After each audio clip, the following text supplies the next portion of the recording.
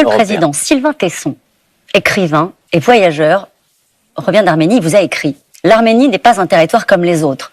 Sa foi, son histoire, sa mémoire, sa culture, son chagrin, sa terre, ses morts en font le poste avancé de l'Europe. Monsieur le Président, les Arméniens vous appellent. La France saura-t-elle prendre le risque d'entraîner ses alliés et de se lever pour l'Arménie ?» C'est une lettre qui va être publiée dans le Figaro Magazine ce week-end. Qu'est-ce que vous lui répondez? D'abord, Sylvain Tesson a raison de le dire. Et l'Arménie est un pays avec lequel nous avons un lien unique. Parce que l'Arménie s'est toujours battue pour une forme d'universel dans cette région, de tolérance, d'esprit de paix. Et on les laisse tomber? Non, c'est pas vrai du tout. Je vais revenir. J'y ai passé la nuit il y a quelques jours, donc je peux vous dire qu'on ne les laisse pas tomber.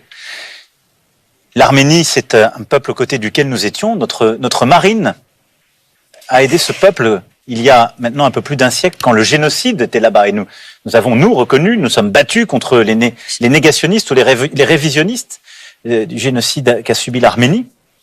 Et beaucoup de familles sont venues en France. Et beaucoup de nos compatriotes ont des origines arméniennes et nous écoutent. Et donc aujourd'hui, l'Arménie, à quelle situation? Il y a 2 ans, elle a d'abord subi une guerre dans le Haut-Karabakh que vous voyez, qui était un territoire. Alors, ça n'était pas reconnu sur le plan international. Hein. Il y avait là-dessus une controverse, mais l'Arménie donc était dans le Haut-Karabakh, qui était ce territoire au cœur de l'Azerbaïdjan. L'Azerbaïdjan a lancé une guerre terrible, avec beaucoup de morts, des scènes atroces, et elle a repris ce territoire.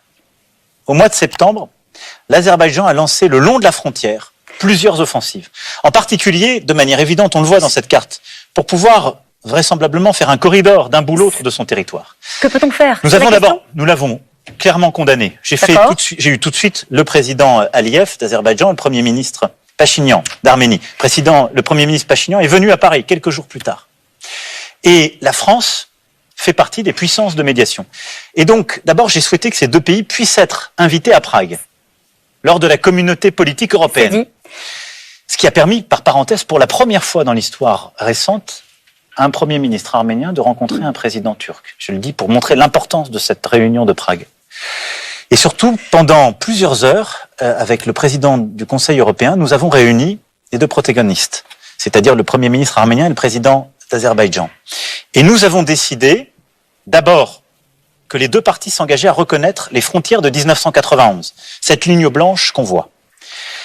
Qu'ils acceptaient le principe d'une mission de l'Union européenne qui part ces jours-ci et qui va donc aller sur le terrain constater les infractions pour permettre ensuite à la communauté internationale de se prononcer et de restaurer l'ordre et le respect des frontières. Mais vous voyez, tout est lié. Sur cette frontière, qu'est-ce qui se passe aujourd'hui depuis 2 ans? Vous avez 5000 soldats russes qui sont là et qui sont prétendument des gardes-frontières. Et lors de ce conflit, il y a eu un conflit sous-jacent. C'est que la Russie a utilisé ce conflit qui datait depuis plusieurs décennies. Et elle s'est immiscée dans ce conflit, elle a manifestement joué le jeu de l'Azerbaïdjan avec une complicité turque et elle est revenue là pour affaiblir l'Arménie, qui pourtant naguère était un pays dont elle était proche.